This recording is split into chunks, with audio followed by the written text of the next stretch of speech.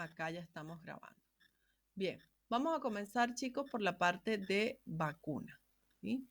Fue un tema que hace 2 años, durante la pandemia, estaba muy en boga, ¿verdad? Todos en las noticias escuchábamos relacionado a las vacunas. ¿Cómo se define una vacuna? Una vacuna es un producto biológico, es decir, que se obtiene a partir de los seres vivos. Y va a contener uno o varios antígenos que se van a administrar dentro del organismo del paciente para que despierte una respuesta en el sistema inmune. ¿Ok?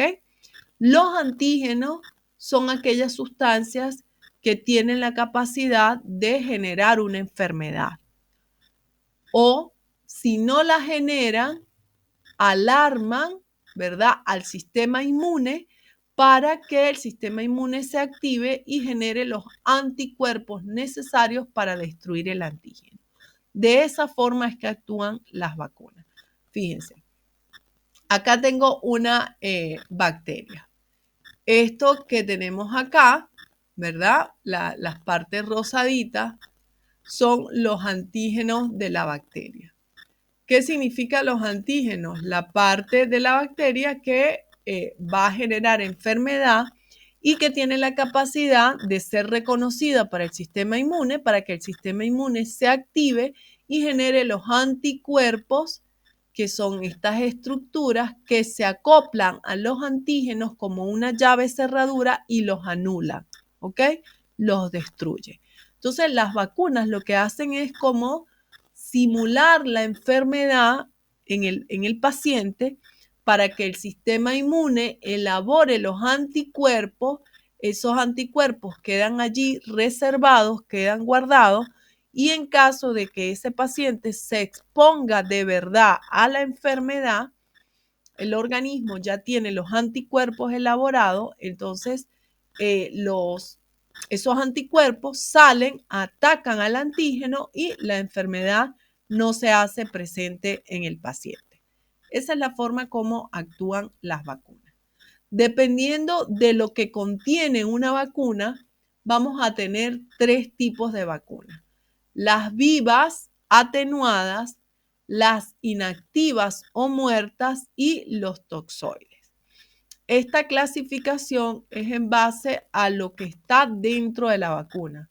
Si hay un microorganismo vivo, si hay un microorganismo o una parte del microorganismo muerto, o si hay alguna toxina que produce un determinado microorganismo y que también tiene la posibilidad de despertar el sistema inmune. Vamos a empezar a estudiar lo que son las vacunas vivas atenuadas. Fíjense, la palabra viva evidentemente me dice que el microorganismo está vivo, pero cuando me hablan de atenuado, atenuado quiere decir como debilitado, ¿ok? Él está vivo, pero no está a su máxima capacidad. Está debilitado. Es como que cuando hay una persona con malnutrición, sí, que no está bien alimentada. Está viva, pero no está en sus máximas condiciones porque tiene una mala nutrición. Entonces, las vacunas que son de este tipo, las vivas atenuadas, es porque contienen microorganismos, pero que esos microorganismos están debilitados. ¿Cómo se debilitan los microorganismos? Se cultivan y se van pasando de un medio de cultivo a otro. Recuerden que en la clase pasada les mostraba las cápsulas de Petri, que son esas cápsulas de vidrio que dentro tienen agar, y sobre ese agar se siembran las bacterias para estudiarlas, para ver cómo crecen. Bueno, los microorganismos atenuados se obtienen porque se cultiva en una placa, de allí se saca uno y se lleva a otra placa y él vuelve a crecer. De allí se vuelve a sacar uno y se lleva a otra placa y así lo vamos debilitando. Vamos haciendo que él se torne más inactivo. Sin embargo, sigue vivo. Hay un término que se utiliza para representar qué tan dañino es un microorganismo, que es la virulencia. Virulencia es la capacidad que tiene un microorganismo de dañar un ser vivo, de generarle enfermedad.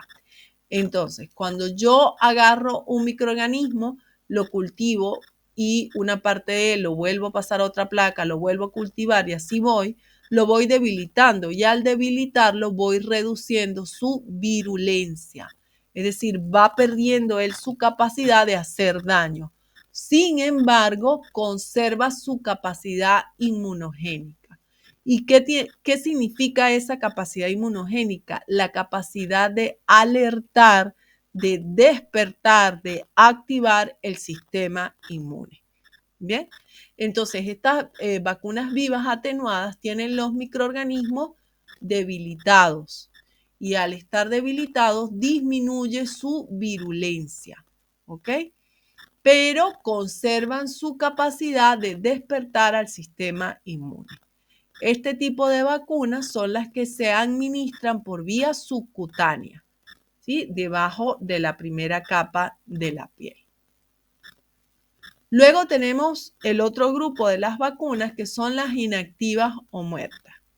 Son aquellas donde el microorganismo que esté allí, sea un virus, sea una bacteria, como vemos acá, está completamente muerto, ¿sí? Sin embargo, a pesar de que ellos están muertos, conservan su capacidad inmunogénica. ¿Qué es esa capacidad? La capacidad de generar una respuesta por parte del sistema inmune. ¿Ok? Ahora, hay una diferencia entre las vacunas vivas y atenuadas y las inactivas o muertas. Las anteriores, las vivas o atenuadas, tienen una mayor potencia para generar una respuesta del sistema inmune. ¿Ok? ¿Por qué? Porque, bueno, está viva, el sistema inmune inmediatamente la reconoce y elabora los anticuerpos. En el caso de las inactivas o muertas, ellas también tienen la capacidad de generar una respuesta por parte del sistema inmune, pero esa respuesta es menos potente. Y este tipo de vacunas son las que necesitan un refuerzo, es decir, son las que se deben administrar varias dosis cada cierto tiempo. Por esta razón que les expliqué, porque el sistema inmune genera una respuesta, pero esa respuesta no es tan potente y tiende a desaparecer al cabo de cierto tiempo. En cambio, generalmente cuando tenemos vacunas vivas o atenuadas, con una sola dosis es suficiente. Luego tenemos el tercer tipo de vacunas, que son los toxoides. Los toxoides están elaborados por toxinas que produce un determinado microorganismo. ¿Qué es lo que se hace? Que se obtienen las toxinas del microorganismo y se le aplican procedimientos químicos para que pierdan su toxicidad. Es decir, que ya no pueden generar enfermedad, no la van a generar, pero sí tienen aún la capacidad de despertar el sistema inmune. Es decir, que mantienen intacta su capacidad inmunogénica. Por lo tanto, despiertan al sistema inmune, el sistema inmune elabora una respuesta y esa respuesta es allí guardada para cuando sea necesario. Un ejemplo de esto son, por ejemplo, lo que son las vacunas frente al tétano, a la difteria. Es la vacuna que se coloca cuando un paciente se corta y se presume que estuvo en contacto con alguna superficie sucia u oxidada, que allí puede haber las bacterias que producen el tétano, ¿sí? Que es una toxina. Entonces, por eso se aplica este tipo de vacuna. Bien, habiendo conocido ya los diferentes tipos de vacunas, tenemos que saber también cómo es la compatibilidad entre ellas, ¿sí? Generalmente las diferentes vacunas que debe recibir un niño se pueden administrar en una misma visita, es decir, en una misma ida al centro hospitalario, sin que se afecte la capacidad inmunogénica de alguna de ellas. Sin embargo, hay una excepción, como siempre, a esta regla y corresponde a las vacunas de la fiebre amarilla y la triple vírica. Estas dos no deben administrarse en el mismo acto vacunal, es decir, en la misma visita al médico. ¿Por qué? Porque tienen interacciones entre ellas y se disminuye la capacidad inmunogénica de ellas. Por lo tanto, la respuesta que se va a obtener por parte del sistema inmune no es la más adecuada, no es la que más se quiere. Debemos tener en consideración también que las vacunas que son vivas atenuadas y que son las que se administran por vía parenteral, si vamos a administrar varias de este tipo, deben separarse la administración al menos 4 semanas, ¿sí?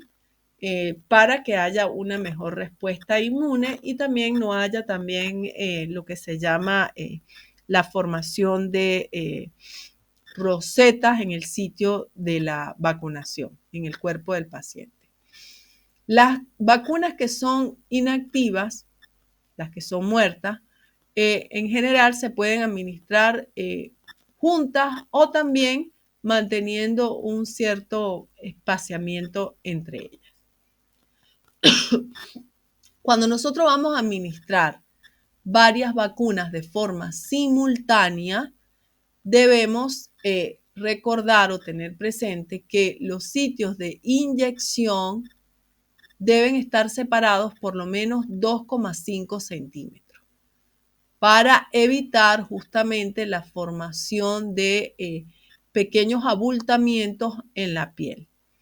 Y siempre las vacunas que son por vía parenteral deben utilizarse siempre jeringas diferentes para cada vacuna, ¿sí?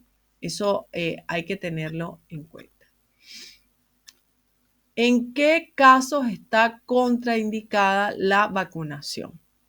Hay unas contraindicaciones que son permanentes, es decir,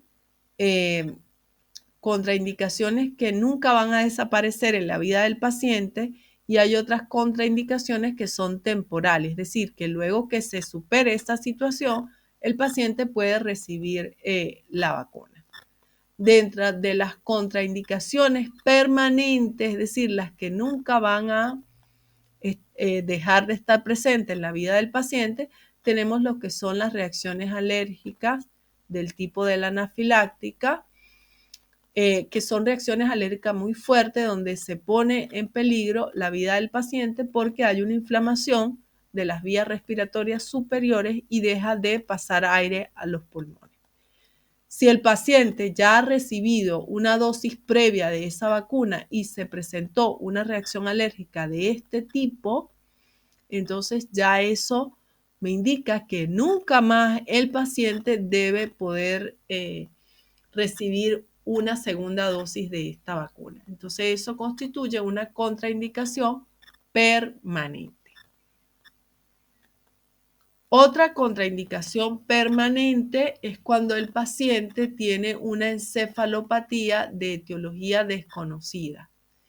Y la encefalopatía tiene que ver con alguna patología a nivel del sistema nervioso central. Por ejemplo, hay epilepsia, hay comportamientos inapropiados, hay dolor de cabeza permanente, problemas de memoria, problemas físicos relacionados a la motricidad. Esta encefalopatía, que no se le conoce la causa, suele aparecer cuando el paciente lo presenta por causa de las vacunas unos 7 días después de administrarse la vacuna. Y sobre todo se puede presentar en vacunas que tengan el componente frente a la toferina. Entonces, si el paciente ya con una primera dosis presentó un cuadro de encefalopatía, 7 días, más o menos en un rango de 7 días luego de haber recibido esa vacuna, no se puede bajo ninguna circunstancia volver a administrarle una segunda dosis de esa vacuna. Y tenemos luego lo que son las contraindicaciones temporales, que son aquellas situaciones particulares que solo están presentes durante cierto tiempo en el paciente. Por ejemplo, el embarazo. ¿Sí? Durante el embarazo no se recomienda la administración de vacunas que sean de microorganismos vivos atenuados. Luego que pase el embarazo, ya sí puede la paciente recibir ese tipo de vacuna. Otra situación es la inmunodepresión. Por ejemplo, pacientes que están tomando algún medicamento inmunosupresor porque tienen alguna enfermedad autoinmune, bien, como el caso del lupus, por ejemplo. Entonces, como su sistema inmune está trabajando a media máquina, no se recomienda en ese momento administrar vacunas, sobre todo las vacunas vivas atenuadas, que son las más potentes.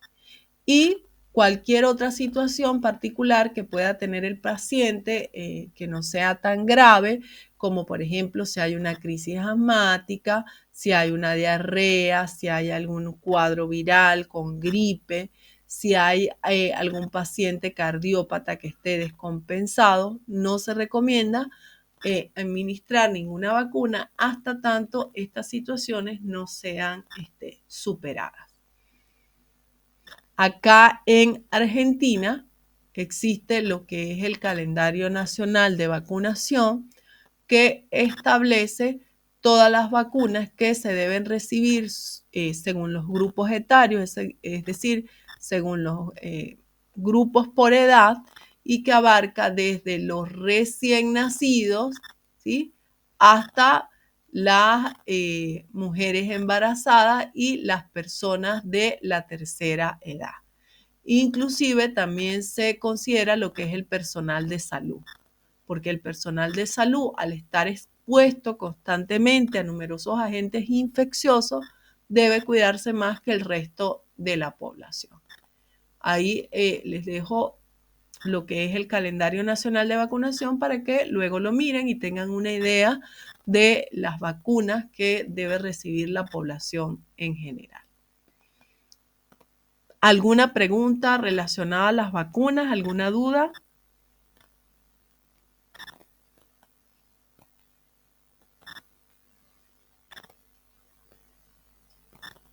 ¿No?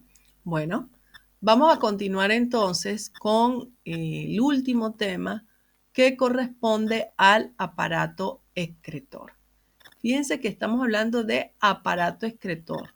El aparato excretor no solo corresponde al urinario. El aparato excretor está formado por los pulmones también, que expulsan el dióxido de carbono, el hígado, que elimina lo que son los pigmentos biliares, por supuesto, el aparato urinario y la piel. ¿Por qué la piel? Porque a través del sudor nosotros también eliminamos algunas sustancias de desecho.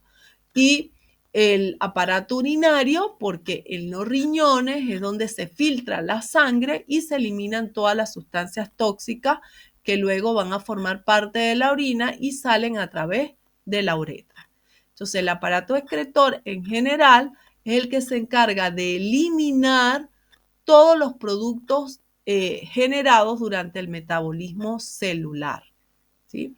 Allí en los desechos se incluye lo que consumimos a través de los alimentos, a través de los medicamentos, lo que se entra en nuestro organismo a través del ambiente, ¿sí? Por ejemplo, los contaminantes que están en el aire, etcétera. Bien. Dentro de todo el aparato excretor, sí tenemos que tener en cuenta que el principal sistema de excreción que tenemos es el sistema urinario. ¿ok? Que es el que permite la formación de la orina. ¿Cómo está formado el sistema excretor, específicamente el urinario? Está formado por los riñones, que son estos dos órganos en forma, que tienen como una forma ovalada de poroto. Allí en los riñones es donde se filtra la sangre y se eliminan las sustancias tóxicas. Es allí donde se produce la orina. Luego de los riñones sale una pequeña conexión con la vejiga y esa conexión es lo que se llaman uréteres, ¿sí? Entonces tengo riñón, uréteres, que son los vasos que permiten que se comunique el riñón con la vejiga. Luego de los uréteres tenemos la vejiga propiamente dicha, que se llama vejiga urinaria, que es donde se almacena la orina. Y por último tenemos el último componente, que es la uretra, que es la que permite que la orina que está en la vejiga salga al exterior, ¿sí? Entre el hombre y la mujer hay una ligera diferencia en el sistema urinario y está relacionado justamente a la uretra, ¿ok? La uretra del hombre es más larga, mientras que la uretra de la mujer es más cortita. Eso hace que las mujeres sean más propensas a sufrir infecciones urinarias. ¿Por qué? Porque si una bacteria viene acá del ambiente, qué sé yo, mala higiene, uso de baños públicos, etcétera, si hay una bacteria por acá, la uretra nuestra es tan cortica que fácilmente la bacteria puede penetrar y llegar a la vejiga, ¿sí? Y si esa infección urinaria no se trata a tiempo de la vejiga, puede incluso llegar al riñón. Pero eso sería un caso extremo donde no se le dé ningún tratamiento a ese paciente. En cambio, en el caso del hombre, como la uretra es más larga, si hay por ahí una bacteria del ambiente, la bacteria puede tratar de ingresar, pero el recorrido que ella tiene que hacer para llegar a la vejiga es más largo y demora más tiempo. Entonces, mientras hace ese recorrido, la bacteria puede ser eliminada del organismo sin necesidad de que llegue a la vejiga, ¿ok? Sin embargo, esto no quiere decir que los hombres no vayan a presentar infección urinaria, no. Igual presentan infección urinaria, pero las mujeres tienen una mayor probabilidad, ¿ok? De tener una infección urinaria que un hombre, por esa diferencia anatómica.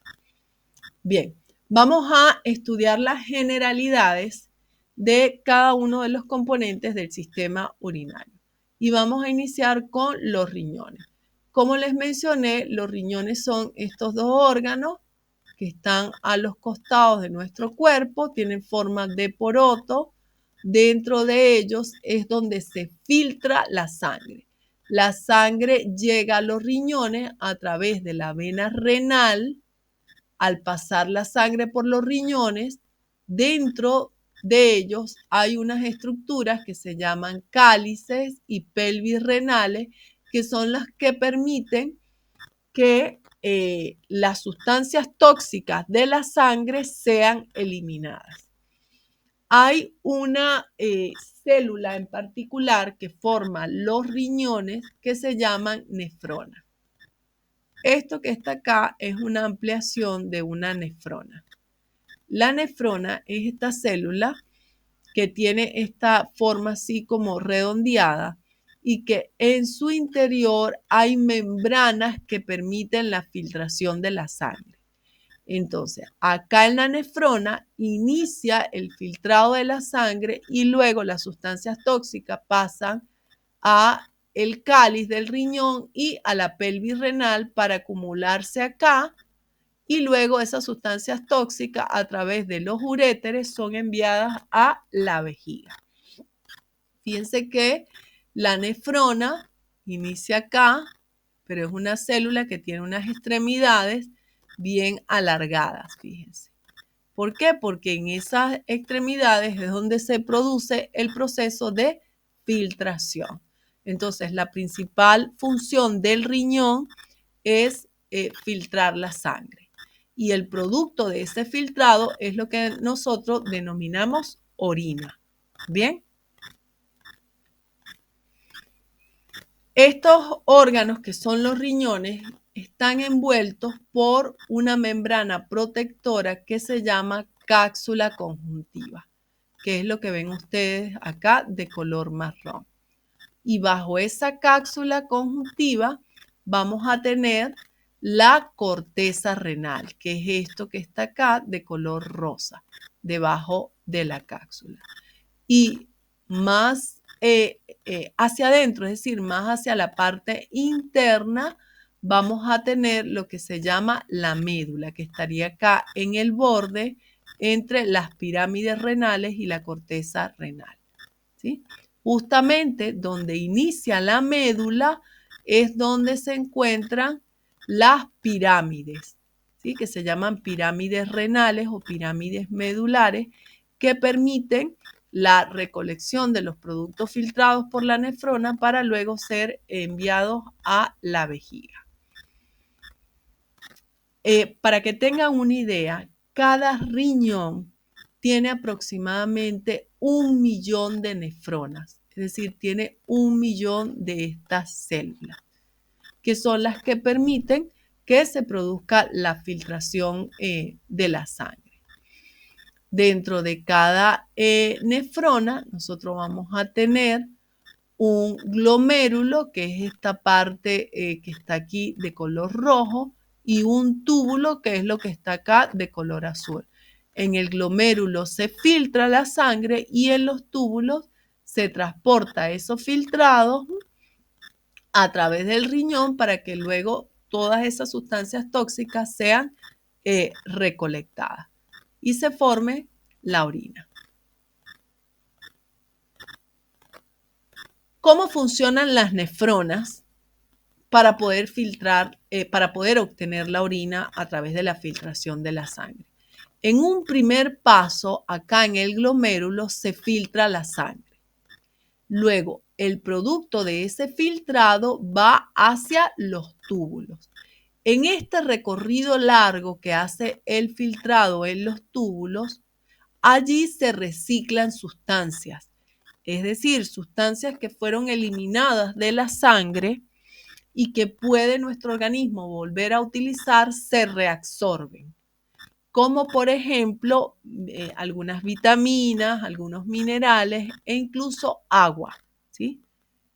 En esos túbulos, entonces, en ese recorrido que hace el filtrado, se reciclan las sustancias que pueden servir para algo y los desechos, es decir, las toxinas, se dejan avanzar, no se reabsorben para que luego vayan a formar la orina. Luego de los riñones, nosotros tenemos entonces estos conductos que unen los riñones con la vejiga, que es lo que se llaman los uréteres, ¿sí? Estos uréteres son los que salen de los riñones y transportan la orina hasta la vejiga, ¿sí? Luego, de la vejiga sale un conducto denominado uretra, que es lo que vemos acá, y mediante la uretra es que se desecha la orina al exterior del organismo. Como ya les mencioné, entre los hombres y las mujeres existen unas diferencias que están a nivel de la uretra. En las mujeres, la uretra, es decir, por donde sale la orina, tiene aproximadamente entre 3 y 4 centímetros. Mientras que en el hombre, la uretra, aproximadamente tiene entre 20 y 25 centímetros. Esa es una diferencia anatómica importante que hace entonces que las mujeres podamos tener mayor probabilidad de sufrir alguna infección urinaria. Bien, con esto vimos todas las generalidades de lo que es el sistema urinario, cómo está formado y qué función cumple cada uno de sus componentes. Vamos a estudiar ahora cuáles son las patologías más frecuentes asociadas al sistema excretor.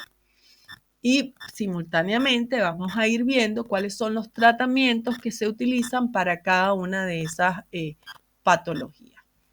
En primer lugar, tenemos las infecciones del tracto urinario bajo o cistitis, ¿sí?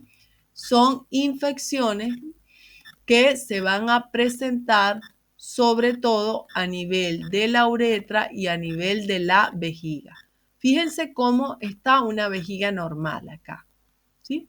Tiene su color, su tejido delgado y aquí está la orina.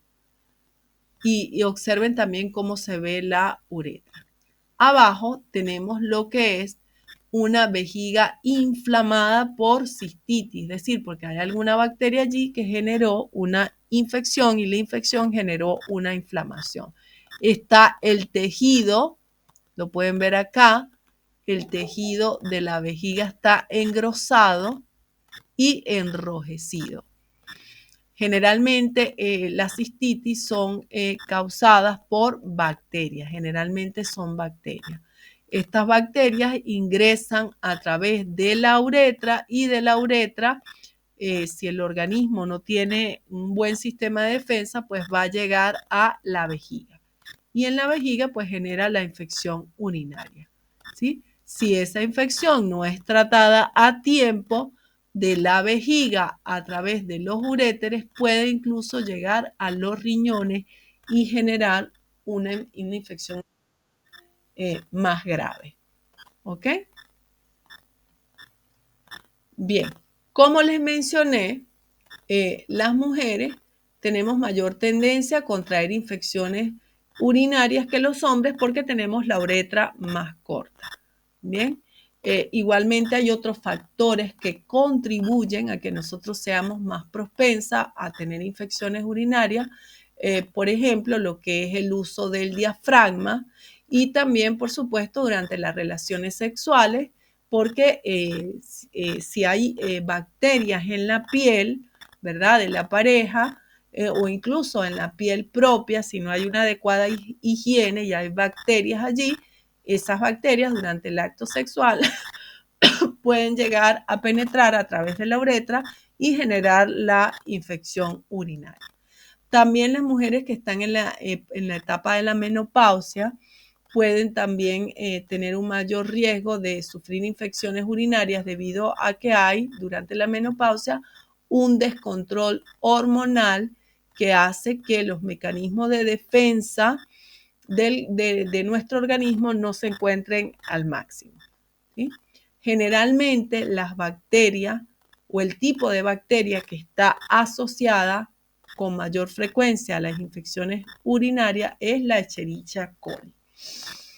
Esta Escherichia coli es una bacteria que está acá en el tracto digestivo, a nivel del recto, del ano. Bueno, ella está en todo el aparato digestivo, pero era lo que yo les hablaba al principio. Sí, fíjense que la zona del ano y la zona de la uretra, sobre todo en las mujeres, están muy cercanas, ¿sí? Entonces, si no hay una adecuada higiene, cuando la mujer va al baño, esas bacterias del ano pueden pasar a la uretra y generar la infección urinaria. ¿Cuáles son los síntomas de una cistitis? Primero, hay dificultad o dolor en el momento de orinar, que es lo que se llama disuria, ¿sí? Se siente un ardor. Luego tenemos también otro síntoma que es la poliaquiuria. ¿A qué se refiere esto de la poliaquiuria? Es cuando el paciente va frecuentemente a orinar y orina muy poquito. O sea, va saliendo del baño y ya tiene ganas de orinar de nuevo. Va a orinar y es mínimo, incluso gotas. Sale y a los 2 minutos tiene otra vez ganas de orinar igual. Va al baño y es mínimo el líquido que elimina. Eso es lo que se llama poliaquiuria. Luego tenemos otro síntoma que es el tenesmo vesical, que es esa contracción que tiene la vejiga por la infección urinaria que da las ganas constantes de orinar.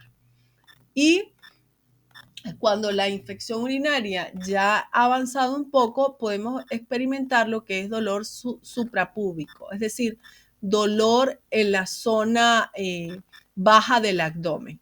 ¿Por qué? Porque allí en esa zona está ubicada la vejiga y si hay infección en la vejiga está inflamada y bueno, la inflamación genera el dolor. ¿Cuál es el tratamiento de elección cuando hay una cistitis o una infección del tracto urinario? Hay varias opciones. La primera opción es un medicamento que contenga trimestoprim con sulfamethoxazol, como por ejemplo el clotrimoxazol.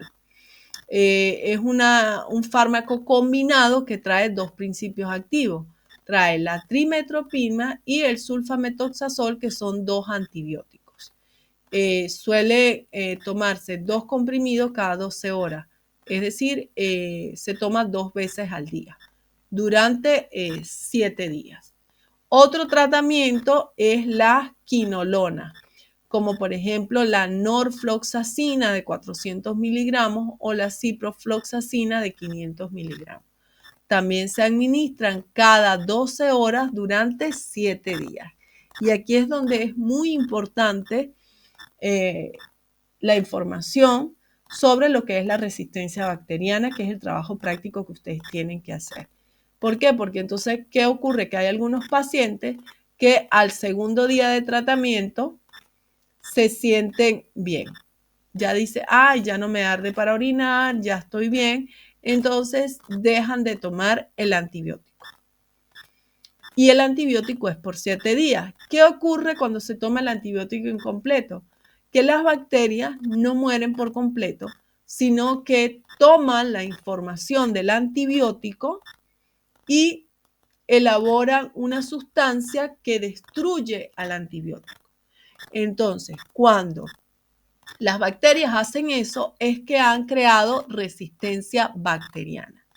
Es decir, que cuando vuelva una infección de ese tipo por la misma bacteria y tú vuelvas a tomar el mismo antibiótico, ya no le va a hacer nada. ¿Por qué? Porque la bacteria desarrolló un mecanismo de defensa que es una sustancia química que destruye al antibiótico.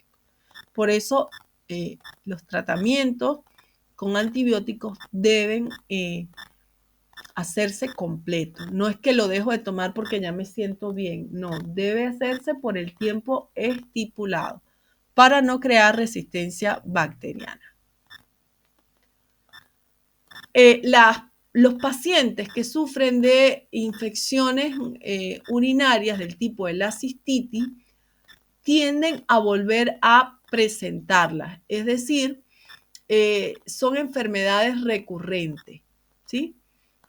Bien sea porque se siguen, en el caso de que sea por mala higiene, no se corrigen los hábitos de higiene, o también pueden haber otros factores que influyan, por ejemplo, defensas bajas, algún otro medicamento que se esté consumiendo que hace que disminuyan las defensas propias del organismo, etc.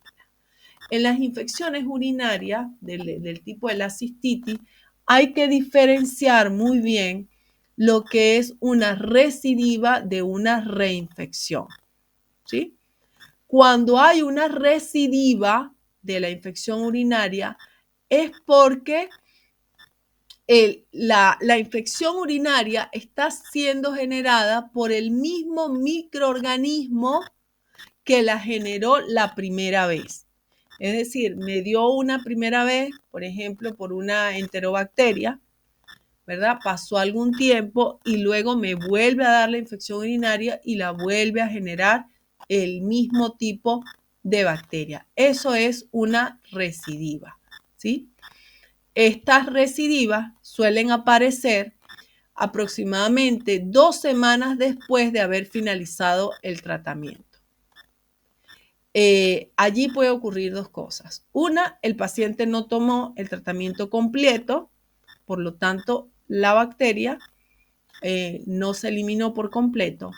O 2, la bacteria que tiene ya es resistente al antibiótico y entonces ese antibiótico que estamos tomando no le hace nada.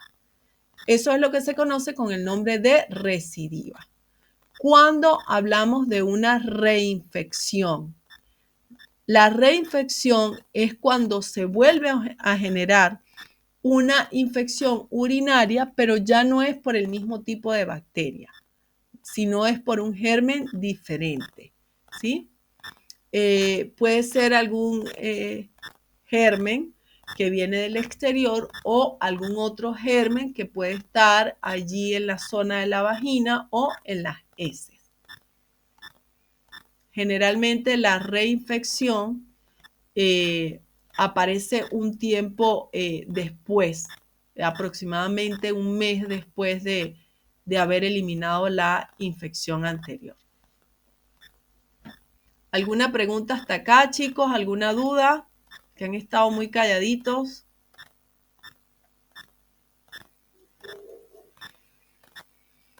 Bien, ¿cuáles son las recomendaciones que nosotros podemos hacerle? Ah, te escucho, Susana.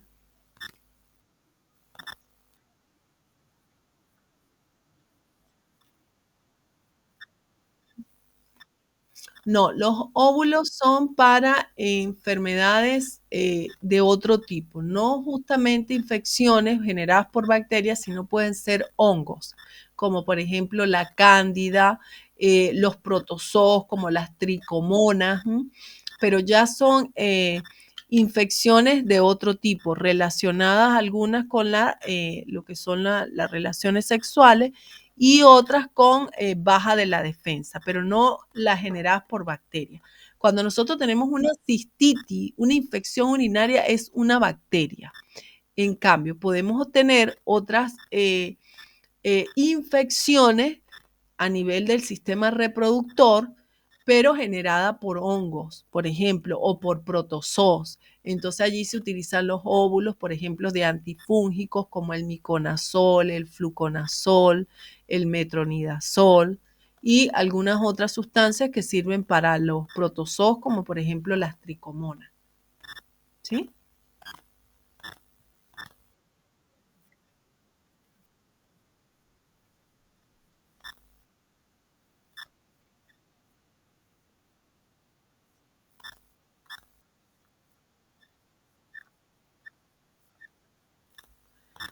Claro,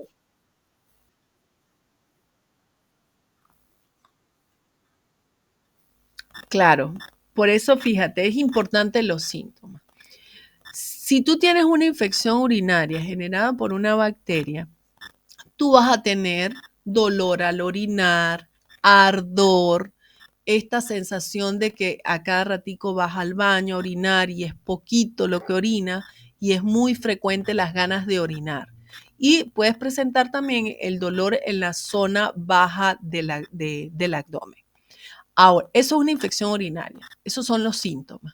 Ahora, si hay otro tipo de síntomas, como por ejemplo una secreción blanquecina, que es, en el caso de la mujer sale de la vagina, una secreción amarillenta, hay la presencia, sobre todo cuando es de cándida, ya no es una secreción, sino como una sustancia blanca, grumosa, en la zona de los genitales, o hay ardor en toda la zona de la vulva, hay irritación de la zona de la vagina, esos ya son síntomas que indican que no es una infección urinaria, sino es una infección generada a, a, a nivel del tracto vaginal, puede ser en la parte interna o en la zona externa, que es la vulva, y que ya entonces tengo que tratar con un antifúngico o con un antiprotozoo, como por ejemplo para atacar la tricomona. Pero la infección urinaria se determina específicamente por estos síntomas, ¿ok? La recomendación es primero preguntarle al paciente cuáles son los síntomas que tiene. Si tiene ardor al orinar, si tiene dolor en la parte baja del abdomen, si va frecuentemente al baño y orina muy poquito, eso es indicativo de una infección urinaria. Debe tomar un antibiótico. Pero si ya presenta secreciones, que si blanca, amarillenta, si hay una sustancia blanca, grumosa en la zona de los genitales, si hay ardor en toda el área genital, picazón, enrojecimiento, allí entonces eso me indica que es otra cosa, o es un hongo o es un protozoo que me está generando esas molestias. Puede ocurrir que una infección por hongos o por tricomona se complique con una infección urinaria, ¿ok? Que se junten. Pero son dos cosas que generalmente van separadas. No sé si me explico, Susana.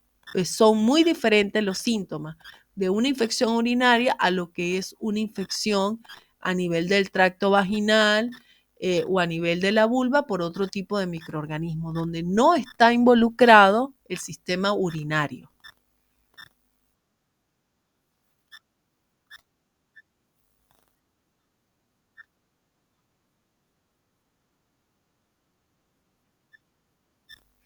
Claro, claro.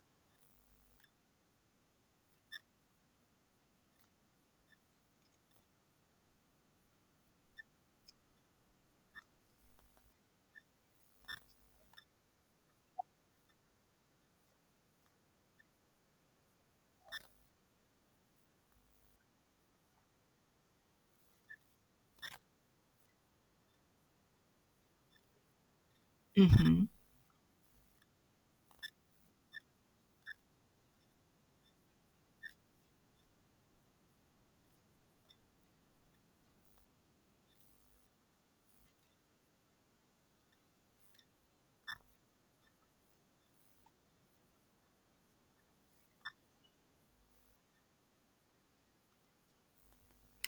Claro, pero en este caso, ajá, en ese caso, te insisto en esto, no es, o sea, los mismos síntomas, una infección urinaria que una infección a nivel del aparato genital. Es otra cosa. Y lo vamos a ver cuando veamos sistema reproductor, que vamos a ver todo esto de lo que es la candidiasis, la gonorrea, la sífilis, la tricomona, que ahí vas a ver cuáles son los síntomas característicos de cada una de estas enfermedades, que no tienen que ver con el sistema urinario. Es decir, no hay inflamación de la vejiga, no hay afección de la uretra, no, ya es a nivel del aparato reproductor. Bien, lo que pasa es que como están tan cerquita ahí, lo que es la parte de reproductor con urinario suele mezclarse. También, no siempre, ¿sí? Pero cuando hay, ¿cómo lo explico sin que suene feo? Hay muchas personas que trabajan en farmacia, que no son farmacéuticos y que asumen algunas cosas como que son así, pero realmente no lo son. O sea, para decírtelo en otras palabras, eh, le falta conocimiento, ¿ves? Entonces, eh, te recomiendan cualquier cosa y de repente, sí, de repente la pegan, de repente si lo que tienes es una infección por hongo, donde hay enrojecimiento, secreciones blancas, picazón, todo esto que es del aparato reproductor, bueno, con el óvulo la van a pegar. Pero si lo que tienes es una infección urinaria donde está comprometida vejiga, uretra, no te va a hacer nada este óvulo. No te va a hacer nada porque no tiene el principio activo, no tiene un antibiótico para matar la bacteria que te está generando la infección. ¿Sí? Dime, ¿la qué? Mira, en el protocolo antiguo no entraba, pero ahora se está usando. Ahora sí la están usando. Incluso la están usando cuando hay una cistitis aguda, o sea, un paciente que no suele sufrir de infecciones urinarias, sino que, por ejemplo, aguantó las ganas de orinar mucho tiempo, o bueno, estuvo de viaje y fue a varios baños públicos, entonces, bueno, le dio una cistitis, incluso se mandan 2 dosis en un día y con eso ya la cistitis debe ceder. Si es una cistitis leve, o sea, por algo que se sabe, que iba a ocurrir, pues, no en pacientes que constantemente presentan una infección urinaria. ¿Sí? A la orden. Bien, entonces fíjense, vamos a ver acá lo que son algunas recomendaciones que nosotros podemos realizarle al paciente para evitar esta repetición de infecciones urinarias. Es muy importante mantenerse hidratado porque esto hace que el riñón funcione de forma adecuada. Mínimo 1 litro de agua al día. Pero si es más, mucho mejor. O sea, 1 litro es el límite. Se debe ingerir más de 1 litro. No aguantar las ganas de orinar. Esto es una causa frecuente de infección urinaria. Aguantar las ganas de orinar significa que la orina está acumulada allí y representa un caldo de cultivo para que puedan crecer las bacterias. ¿Sí? También se acostumbra recomendar orinar antes y después de tener relaciones sexuales. ¿Por qué? Porque si durante la relación sexual quedó alguna bacteria por ahí tratando de penetrar a la uretra, cuando tú orinas, la arrastras, ¿sí? Supóngase, por ser exagerados, que vaya a mitad de la uretra, que este sea la uretra y que la bacteria vaya aquí. Ya penetró, pero entonces cuando se orina, al orinar se arrastra y se vuelve a expulsar la bacteria hacia afuera.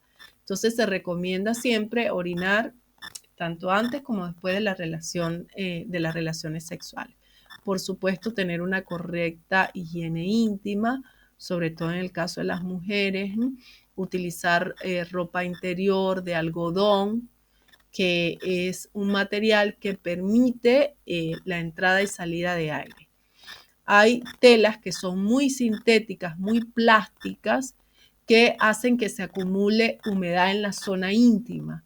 Y esa humedad favorece el crecimiento de bacterias, de hongo y de cualquier otro microorganismo. También se debe evitar el uso de diafragma y espermicida.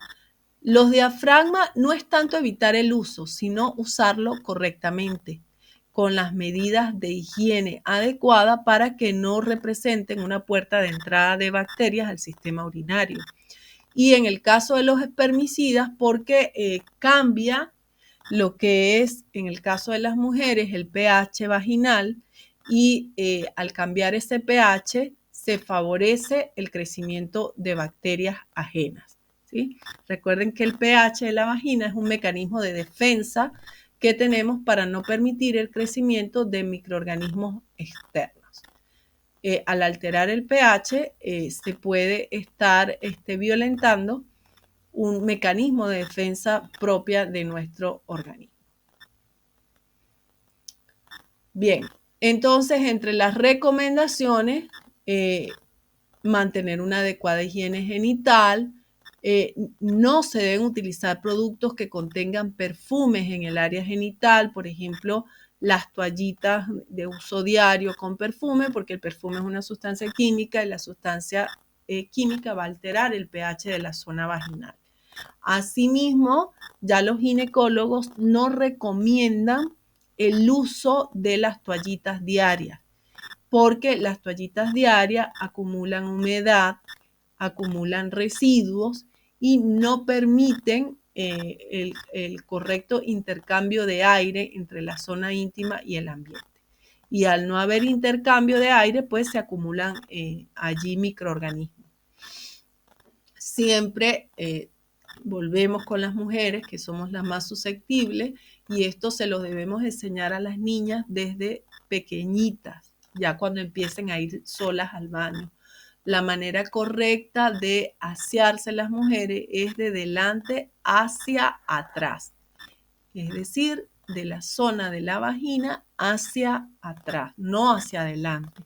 ¿Por qué? Porque si nosotros hacemos esto, supónganse con el papel higiénico, de adelante, de atrás hacia adelante, podemos arrastrar bacterias de la zona del ano hacia la vagina. Y luego esa bacteria se queda allí y va a generar una infección urinaria.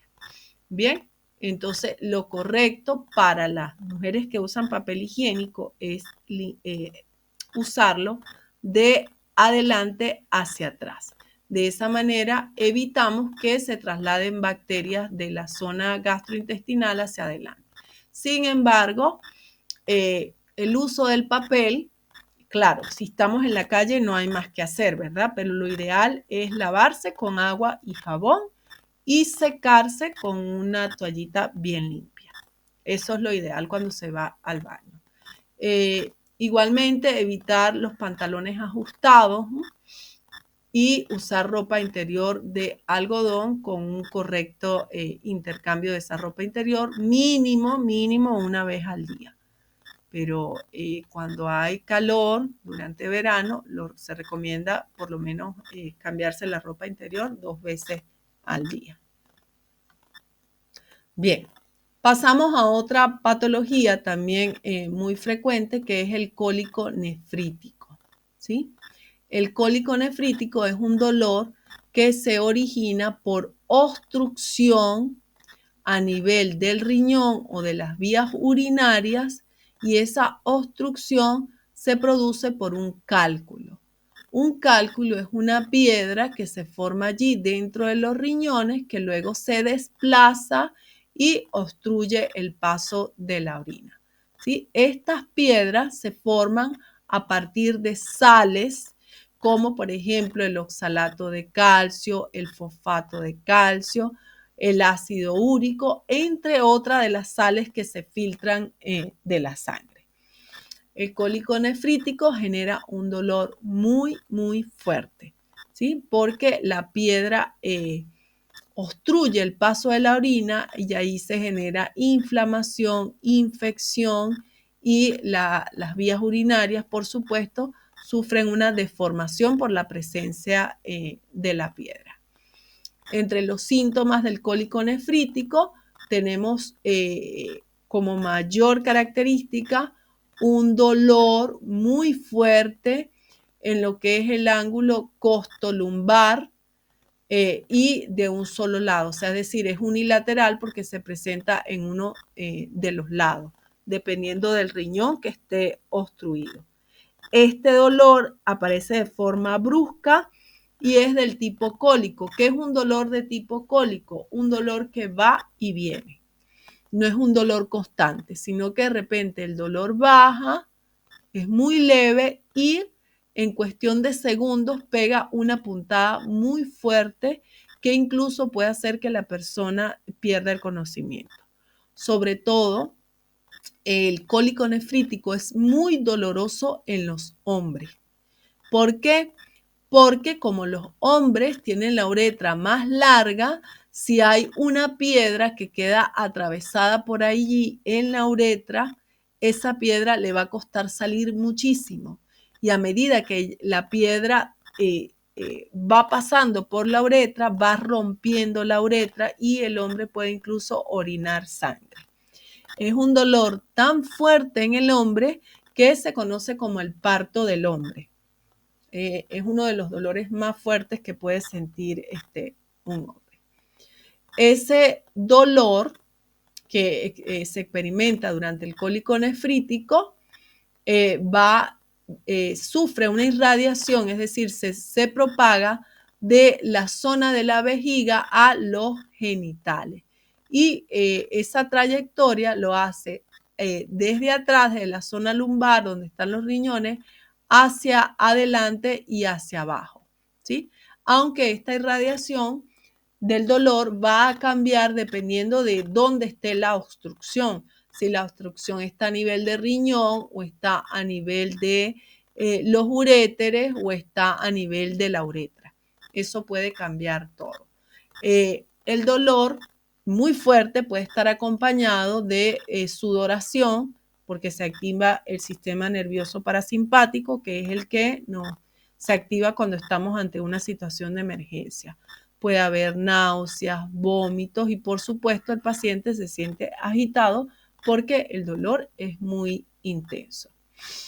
Además del dolor, tenemos sangre en la orina, que se llama hematuria, justamente porque por donde va pasando la piedra, el cálculo va generando ruptura del tejido. Otro de los síntomas es la disuria y polaquiuria. Recordemos que disuria es dolor al orinar y polaquiuria, es aumento en la frecuencia de las ganas de ir a orinar. Incluso en casos extremos, en casos graves, puede haber anuria. ¿Qué es anuria? Que no se orina nada. ¿Por qué? Porque sí hay orina, pero como están obstruidas las vías urinarias, la orina no puede salir. Si hay anuria, ya eso es un signo muy grave del cólico nefrítico. El tratamiento. El tratamiento del cólico nefrítico es un tratamiento combinado. Generalmente está formado por un antiinflamatorio y un analgésico. ¿Ok? Si el médico determina que hay infección, entonces también envía un antibiótico.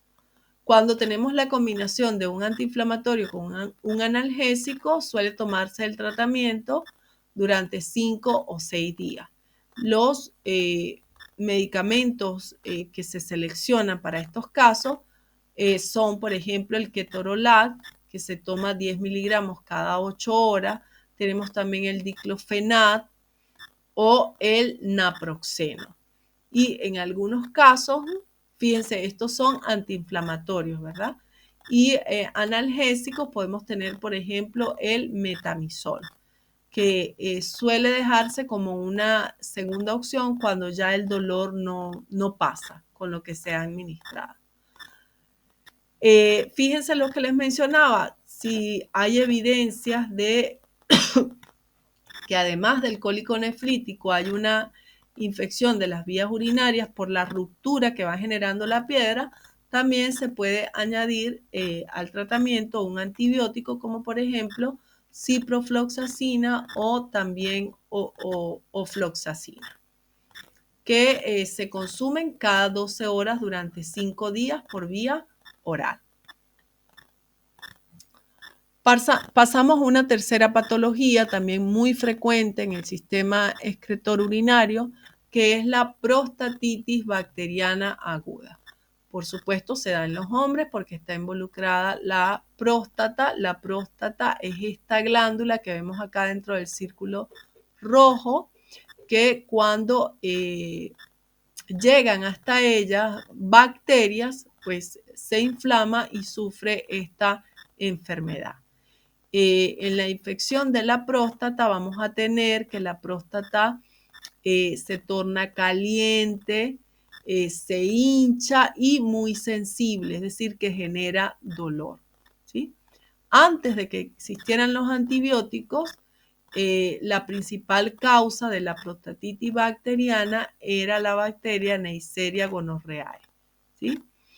Que era una bacteria muy frecuente antes de los antibióticos, pero luego que se descubrieron los antibióticos casi que se presenta muy poco en el ambiente esta bacteria. Hoy en día la principal bacteria asociada a la prostatitis bacteriana aguda es la Escherichia coli, que se encuentra en el tracto gastrointestinal. Entre los síntomas que presenta la prostatitis bacteriana son fiebre alta, escalofrío. El hombre siente un dolor en esta zona, lo que se llama dolor perianal. ¿Por qué? Porque es el área que está localizada entre el escroto y el ano, ¿sí? Esa zona se inflama, se torna caliente, se enrojece y eso es lo que genera el dolor en la zona del perineo.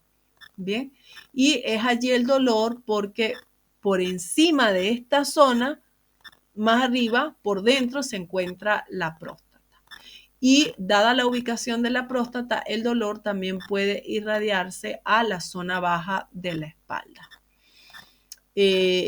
Bueno, no les mostré acá, pero por la próstata suelen pasar también lo que es el uréter, ¿sí? Que viene de la vejiga. Entonces, si hay inflamación o infección a nivel de la próstata, yo voy a tener afectación también de las vías urinarias, entonces voy a presentar algunos síntomas urinarios como la polaquiuria y la disuria. Y incluso puede haber retención urinaria. ¿Por qué? Porque esa zona de los uréteres que pasan por la próstata pueden obstruirse. El tratamiento de la prostatitis bacteriana aguda, generalmente cuando se presenta por primera vez, se administra un antibiótico indicado, como por ejemplo alguno de la familia de la cefalosporina, como la cefotaxima, la ceftriaxona, o si se sospecha por alguna razón que el microorganismo involucrado puede ser una pseudomonas, se elige la ceftazidima. Sin embargo, esto es un tratamiento empírico, es decir, cuando se asume cuál puede ser el tipo de bacteria involucrada, ¿sí? Cuando ya la prostatitis se administra un tratamiento y no cede, es decir, sigue la infección, entonces ya ahí es necesario realizar algunos análisis de laboratorio para determinar exactamente cuál es el tipo de bacteria que está generando la prostatitis y poder elegir de forma certera el antibiótico que se debe utilizar. Bien.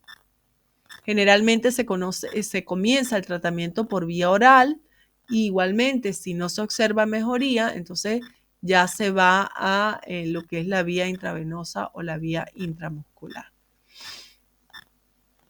Además de estos antibióticos, también pueden usarse en el tratamiento antibióticos del grupo de los aminoglucósidos, como la gentamicina, antibióticos del tipo de las fluoroquinolonas, como el ciprofloxacino, que ya lo habíamos mencionado, y como hay dolor intenso, los antibióticos también se acompañan de analgésicos. Y se recomienda también una buena hidratación para eliminar la posibilidad de que haya obstrucción de las vías urinarias, ¿sí? Luego tenemos otra patología que es la uretritis, ¿sí? Que es cuando tenemos infección solo de la uretra, es decir, no ha llegado a la vejiga. Esta uretritis puede ser causada bien sea por una bacteria, por un hongo, por un virus o incluso por un protozoo, que es otro tipo de microorganismo.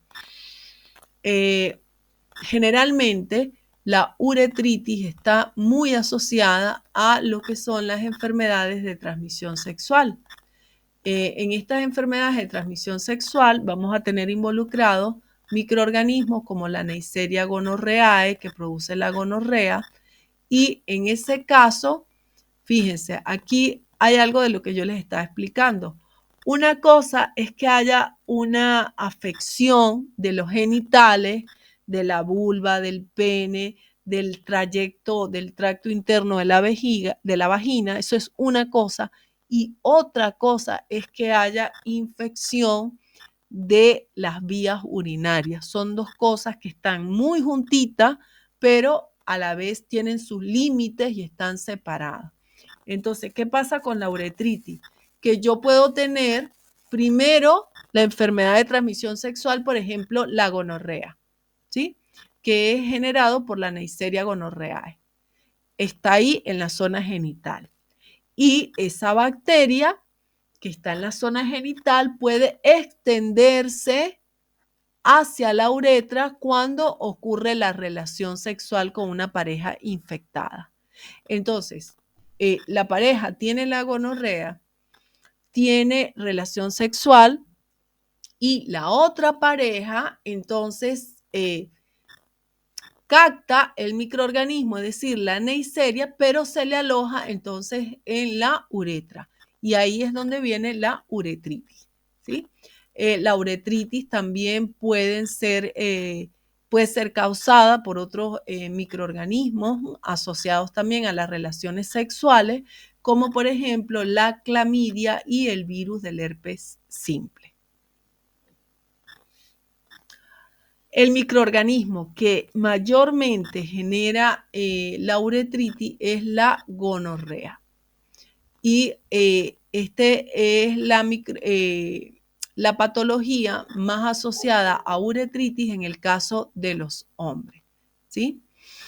Fíjense que en el caso de la mujer también nosotros podemos tener una uretritis por gonorrea, pero debemos considerar que no es la uretra específicamente en la mujer la que puede ser atacada más fácilmente por la Neisseria gonorrhoeae, sino son la zona de la vagina, el cuello del útero, el propio útero, los ovarios y las trompas de falopio. O sea, que de todo el aparato reproductor, la que tiene la menor probabilidad de ser atacada por Neisseria es la uretra. ¿Por qué? Porque este microorganismo tiene mayor afinidad por las otras zonas del aparato reproductor. En el caso de los hombres también podemos tener uretritis por tricomona, ¿ok? Y también podemos tener uretritis por Escherichia coli, que es una bacteria muy frecuente. ¿Cuáles son los síntomas? En el caso de tanto en hombres como mujeres tenemos el tipo de micción. La micción suele ser muy dolorosa y frecuente, con poco volumen, ¿sí? Hay algunas uretritis que pueden cursar sin síntomas hasta que se hacen más graves. Cuando hay una uretritis generada por gonorrea o por clamidia, el hombre puede tener a nivel de la uretra una secreción. Y esa secreción puede ser verde, amarillenta y es muy espesa. ¿Sí? Es una secreción bastante característica. También podemos tener una secreción más clara y menos espesa cuando no es el gonococo el que está generando la infección, sino es otro tipo de microorganismo. El tratamiento para la uretritis va a depender del microorganismo que está generando la infección. Si no se conoce cuál es el microorganismo de entrada, suele iniciarse el tratamiento con alguno de los antibióticos que atacan a la Neisseria gonorrhoeae, a los gonococos, etc. Por ejemplo, en el caso de los hombres que sean sexualmente activos, el tratamiento inicial es una inyección de ceftriaxona si se sospecha que la uretritis pueda ser generada por gonorrea. Y si es generada por clamidia, si se sospecha que sea por clamidia, entonces se utiliza acitromicina o doxiciclina por vía oral. Si no hay sospechas de que el agente causante sea el microorganismo de la gonorrea o la clamidia, sino cualquier otro tipo de microorganismo, entonces se elige un tratamiento a base de trimethoprim y sulfamethoxazol o algún medicamento que pertenezca al grupo de las fluoroquinolonas, como por ejemplo el ciprofloxacino. En el caso de las mujeres, el tratamiento es como que si hubiese una cistitis, ¿sí? Como vimos, la ciprofloxacina es uno de los medicamentos de elección. En el caso de que haya una uretritis causada por el virus del herpes simple, entonces se utiliza aciclovir, que es un medicamento antiviral, ¿sí? Cuando se haya evidencia de que la uretritis fue generada por una enfermedad de transmisión sexual, entonces allí se debe evaluar también la pareja para saber si también necesita tratamiento. Es decir, para poder determinar si realmente ambos necesitan tratamiento. Resulta que una uretritis que no sea tratada a tiempo puede generar un estrechamiento de la uretra, que es lo que se conoce con el nombre de estenosis, ¿sí?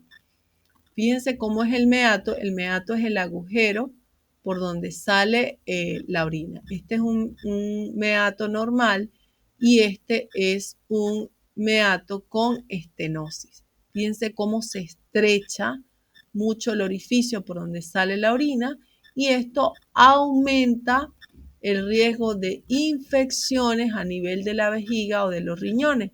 ¿Por qué? Porque la orina sale más lentamente y permanece más tiempo acumulada en el sistema urinario. También ya tenemos otros tipos de patología a nivel de las enfermedades del sistema excretor, como es la insuficiencia renal aguda. Ya estas son patologías que son diagnosticadas por especialistas como nefrólogos.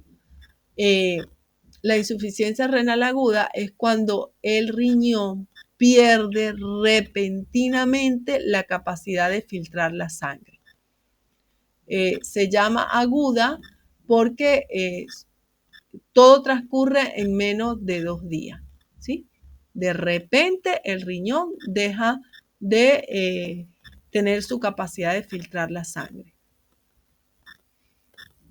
Esto puede ser debido a numerosas causas.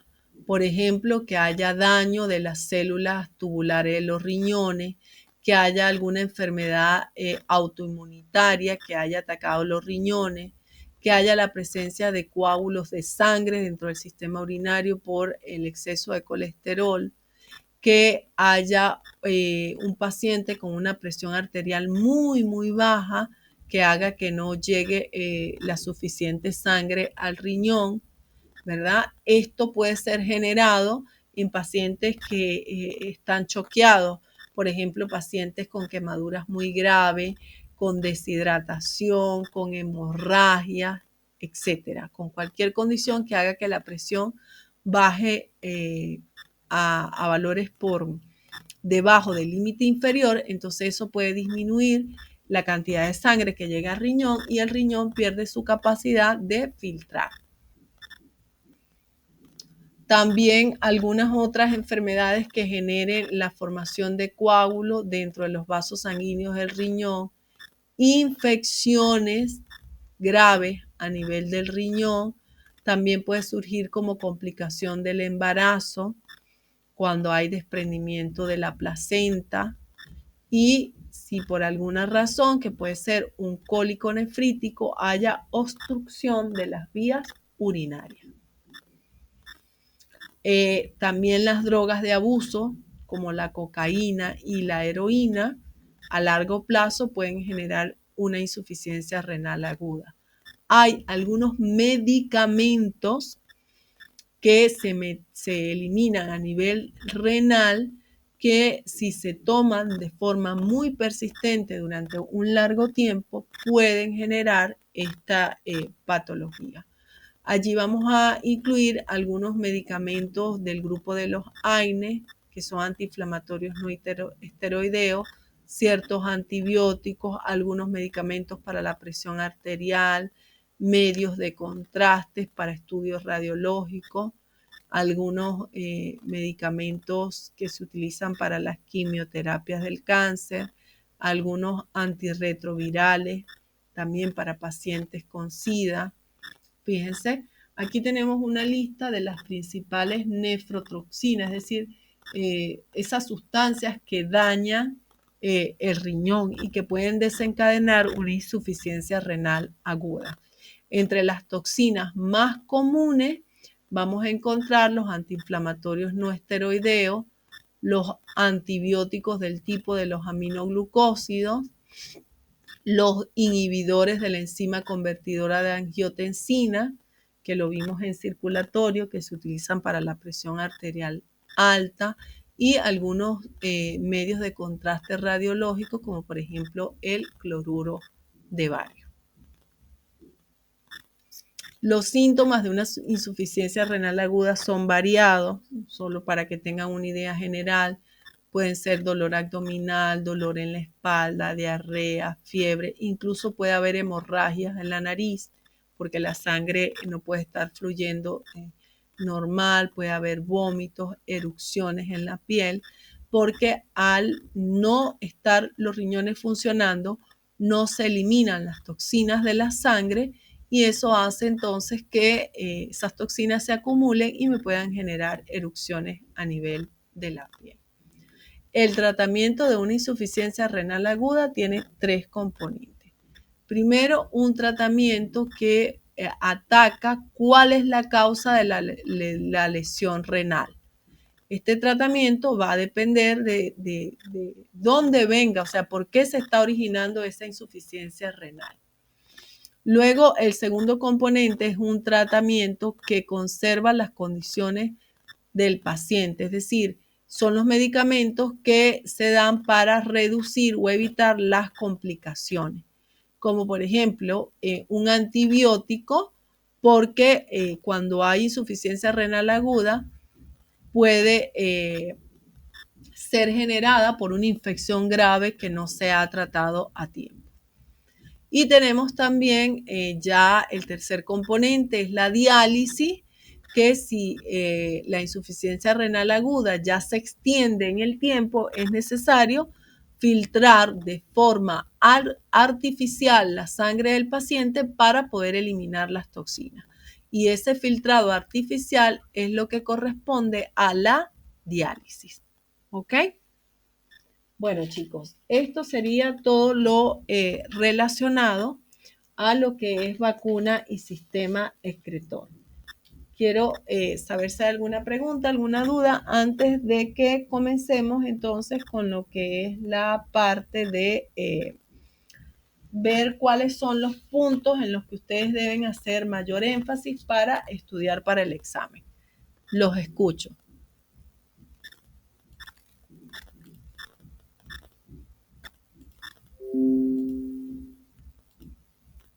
Bueno, si no hay ninguna duda, vamos entonces a repasar esto.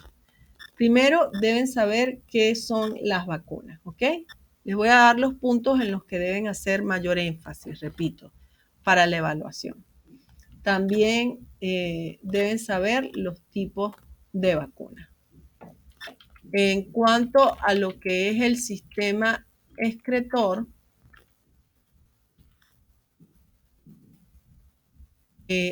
cómo está formado el sistema excretor y ya nos vamos a cuáles son los tratamientos en el caso de la cistitis y qué es la cistitis, ¿ok? Que esta patología es muy frecuente. ¿Qué es la cistitis y cuál es el tratamiento que se puede recomendar a un paciente que tenga este tipo de patología? Todo lo relacionado a la cistitis. Ya de esta parte, no, más que todo me interesa la cistitis, que es lo más común, ¿ok? Bien, vámonos ahora, voy a dejar de compartir acá y vámonos a la clase de antibióticos.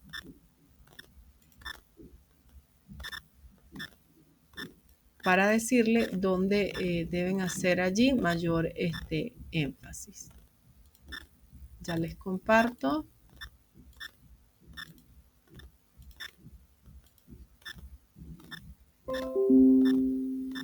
Ahí. Bueno, de la tercera clase tienen que saber la diferencia entre lo que es un antimicrobiano y un antibiótico. Bien. Deben saber también la clasificación de los antibióticos según el daño que causa a la bacteria. Si es bacteriostático o si es bactericida. O sea, ¿qué significa cada uno? ¿Qué es un bacteriostático y qué es un bactericida? También debe saber lo que es un antibiótico de amplio espectro o de espectro reducido. Bien. Ajá. acá, ya de los antibióticos, me interesa la última parte, chicos. El resumen de los antibióticos, ¿ok? Resumen de los antibióticos, es decir, más o menos conocer las características generales. Si es de amplio espectro o de espectro reducido y si es bactericida o bacteriostático.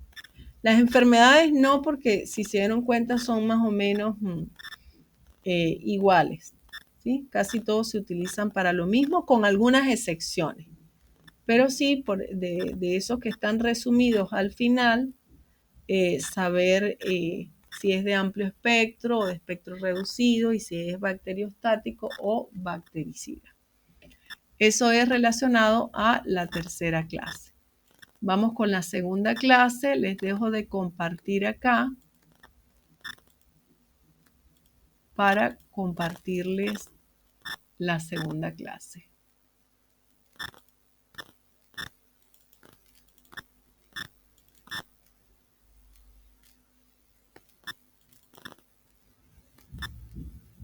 Ahí les comparto.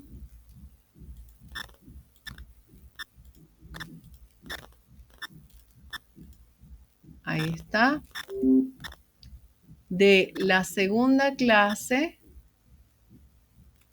cómo está formado el aparato circulatorio.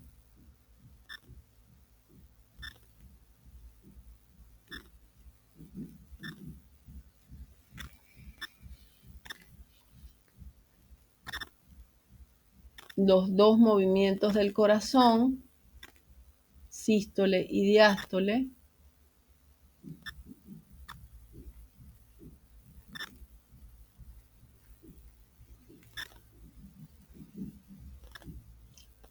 De las patologías más frecuentes, la hipertensión.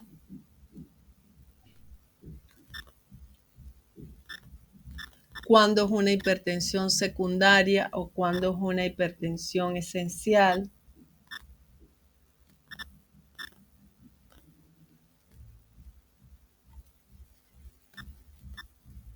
Los valores normales de tensión. ¿Qué valores normales debe tener un paciente sano?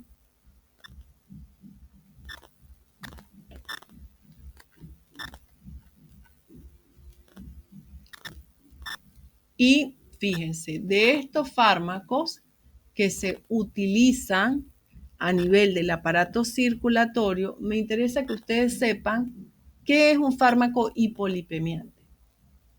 ¿Qué es? O sea, es el que se utiliza para bajar la concentración de grasas en sangre.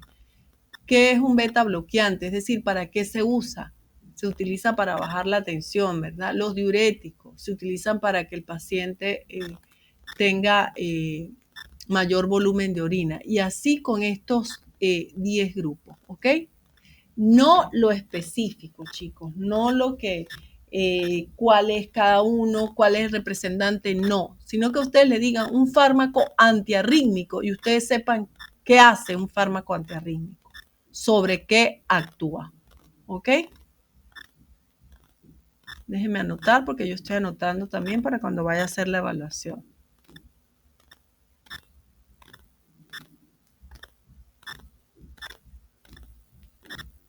Ya continúo.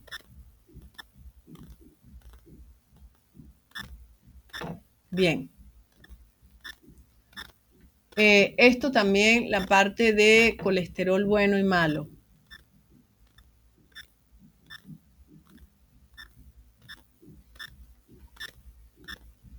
Bueno, ya con este resumen que les dije de los fármacos, de los 10 grupos de fármacos del sistema circulatorio, me interesa que sepan para qué se usa, para bajar la tensión, que ustedes sepan identificar, no por nombre, sino el uso, ¿ok? Y finalmente vamos a la primera clase. Vamos a detener acá la presentación.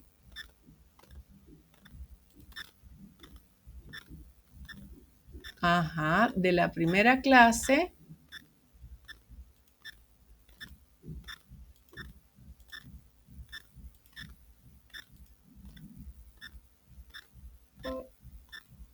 Bien. Ahí. Importante saber qué es una gestión por categoría.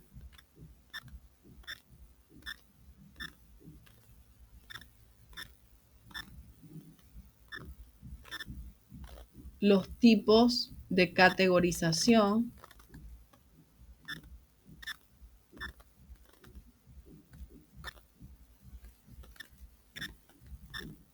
Lo que es la zona fría, zona caliente.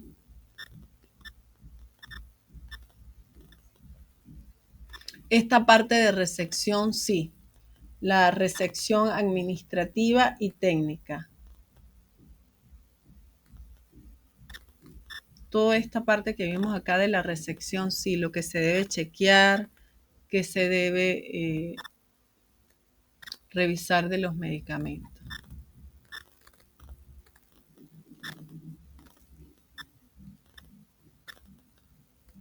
Cadena de frío también. ¿Cuáles son los medicamentos termolábiles?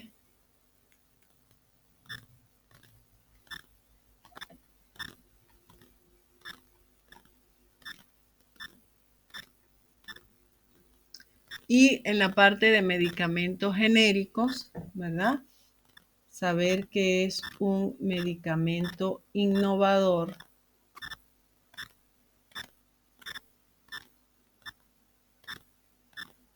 ¿Qué es un medicamento copia?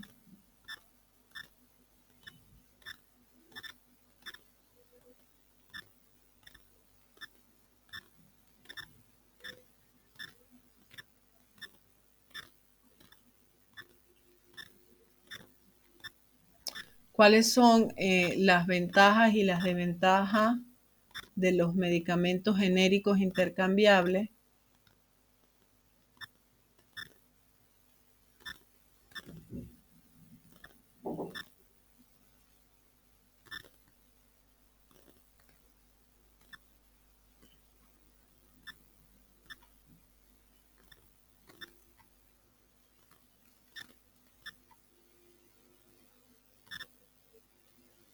¿Qué son los medicamentos de estrecho margen terapéutico?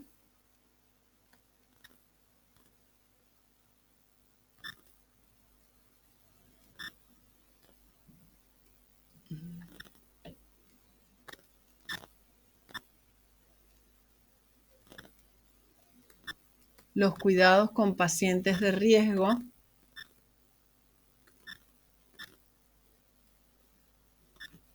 Pacientes diabéticos, las embarazadas, esa parte.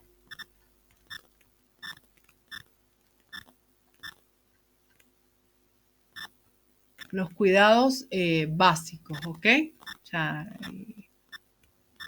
cuáles medicamentos no deberíamos ofrecerle a un diabético o a un hipertenso, ese tipo de cosas. Eso sería, chicos. Eso sería entonces lo de la evaluación, los puntos más importantes para considerar para la evaluación de la semana que viene. Igualmente, vamos a primero a ver la primera parte de las 2 horas, va a ser para la clase, para iniciar el módulo 3, y luego más o menos entre 40 y 50 minutos al final hacemos la evaluación del módulo 2. Karen, te escucho. ¿Sí? Ya lo habíamos dicho la clase pasada. Ah, bien. ¿Alguna otra pregunta? A la orden. ¿Alguna otra duda?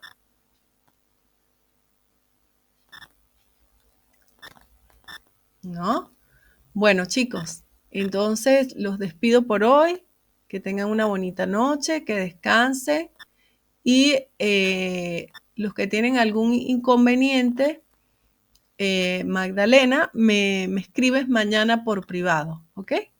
Durante el día, ¿sí? Y ahí coordinamos lo del horario según tu trabajo.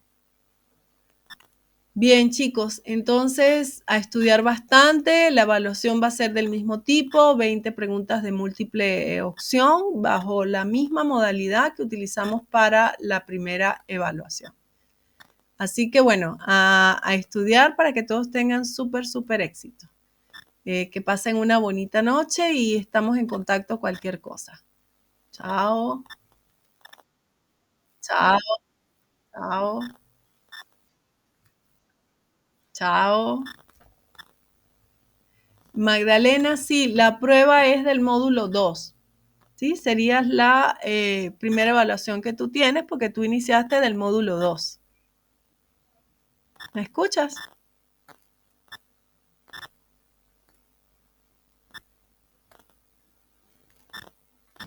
Magdalena, ¿me escuchas? Bueno, ok, dale, dale. Dale, Magdalena, chao, que estés bien.